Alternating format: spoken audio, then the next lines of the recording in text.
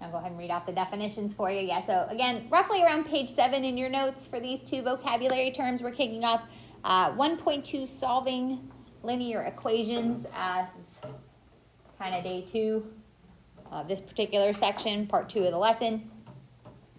And yeah, the goal for today is to kind of use x and y intercepts to graph your line. That'll be your assignment for tonight. But let's just go through some vocabulary first. You're like, what are these things? So x-intercepts, think about an interception in football. An interception in football is where a player from the opposite team grabs onto the ball. An x-intercept could kind of be looked at in a very similar way. It is the spot where the line grabs onto the x-axis. It intercepts or runs into or intersects the x-axis. But what's interesting about it is a player from the opposite team plays a role. If we find an x-intercept, it's actually the y being 0 that allows us to figure it out. So that's how I remember that, actually. So to find an x-intercept, we let y equal 0. So once again, an x-intercept is defined as the places where a graph crosses the x-axis, and it can be found by letting y equal 0, and then you solve for x. A y-intercept, however, is the place where a graph crosses the y-axis. It can be found by letting x equal 0. So very similar.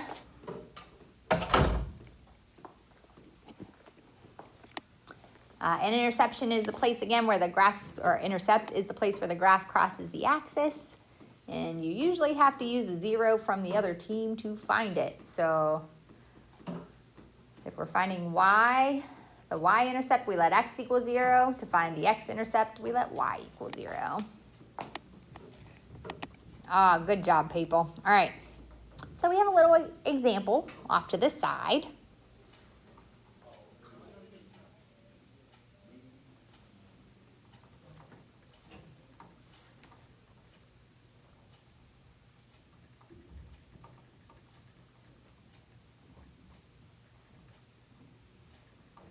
Little example off to the side there.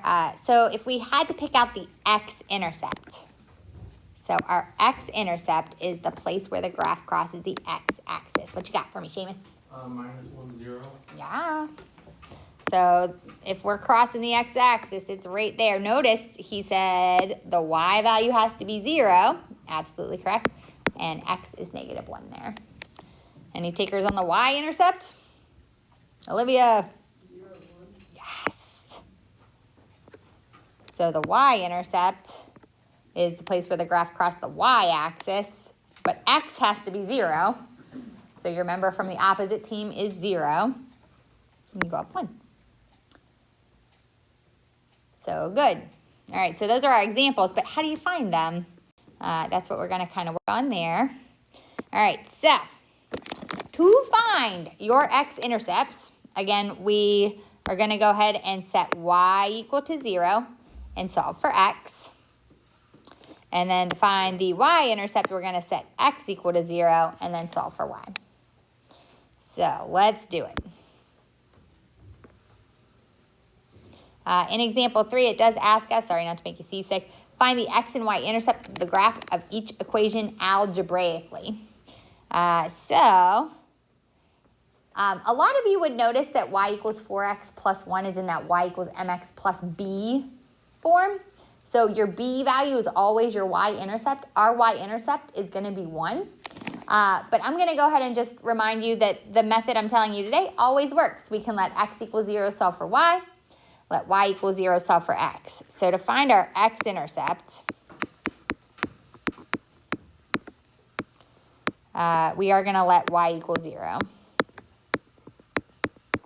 Boop, boop, boop. So in my equation, I'm going to let this y value here equal 0. And then I'm going to bring down the rest of the equation.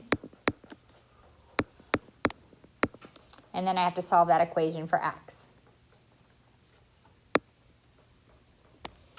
So this is why I had to teach you to solve an equation, right? So we would SADMAP. Again, I don't need to combine any like terms or do anything like that.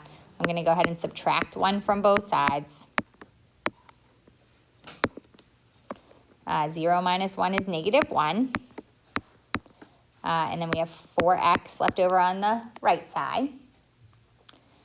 To undo the multiplication, I would divide both sides by 4.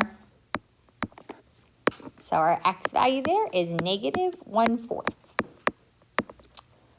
When I graph these things, I usually turn them into decimals. So that'd be like negative 0.25. But for the sake of this lesson, we're just writing the intercepts to start. We'll graph in a little bit. What is important to know, though, is that when you tell me about an intercept, you are giving me a point. So you do actually have to write your answer as an ordered pair. So this was negative 1/4 for my x value when we let y equal 0. So that is your x-intercept. To find the y-intercept, we let x equal 0.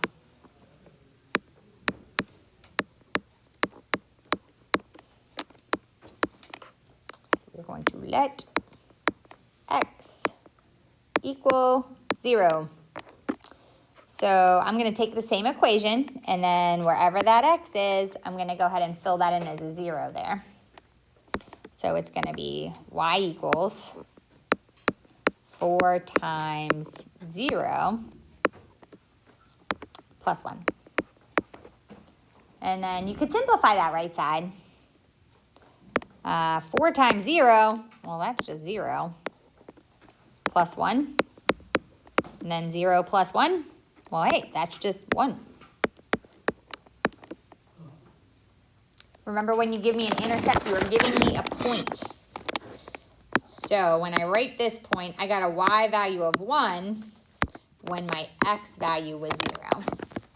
So your y-intercept is 0, 1. And the x-intercept was negative 1/4, 0. So those would be points we could plot. You only ever need 2 points to plot a line.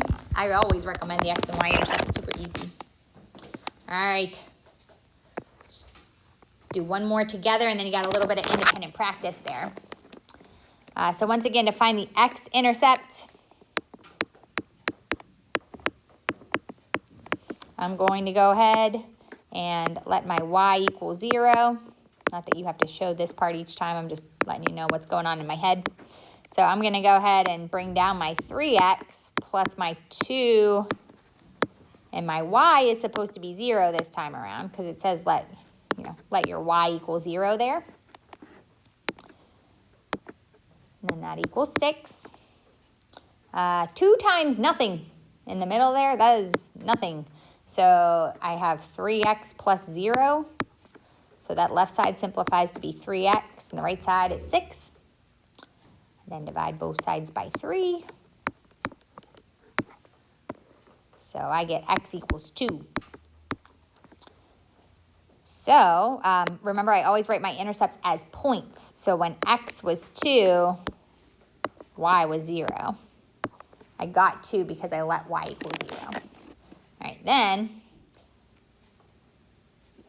we're going to go ahead and write the y-intercept.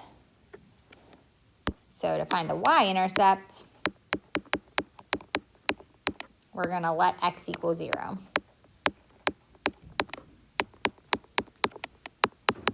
So in my equation, I have 3x plus 2y. Well, that x is going to be replaced with 0 because it said let x equal 0 plus 2y equals 6. And then the product of 3 and 0, well, that's nothing. So I get 2y equals 6 because 2y plus 0 is 2y.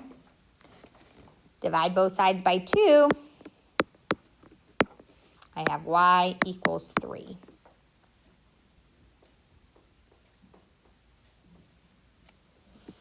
So what happened there was when I let x equal 0, I did get a y value of 3. Okay, be careful. Those are my 2 answers.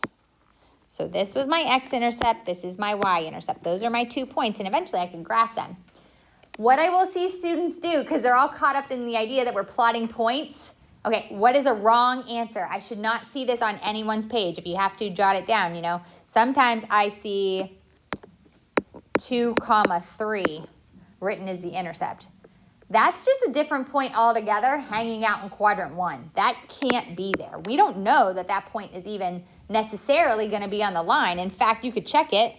You know, if I plug in 2, 3, 3 times 2 is 6, 2 times 3 and 6, 6 and 6 is 12. I mean, this point isn't even on this line. So just make sure that you don't combine your intercepts. It's like back in the day, you know, we used to talk about like, this is like such a 90s reference, but like power couples, like Brad Pitt and Angelina Jolie, they were like Brangelina. No, yes. Is that still something people do? I don't even know. Benifer, Ben Affleck, Jennifer Lopez, they're back though. So that is nice, you know. Anyway, yeah, don't power couple your intercepts. Like they should be 2 separate points. Questions about that? All right, you get to practice. So this one's for you. Talk about those answers to that independent practice. That first one, hopefully you got -2/3, comma 0 for your x-intercept. And then your y-intercept is 0, -2. Everybody good with that one? Nice. Crushing it. Okay. And then your x and y-intercept on part B. Your x-intercept is 3, 0, and your y-intercept was 0, 5. Did you get them right? Yeah. Very teachable crew today. Thanks for playing along, kids. All right. So that marks the end of our lesson. I had a word problem to maybe look at if we wanted to tackle a challenge a little later.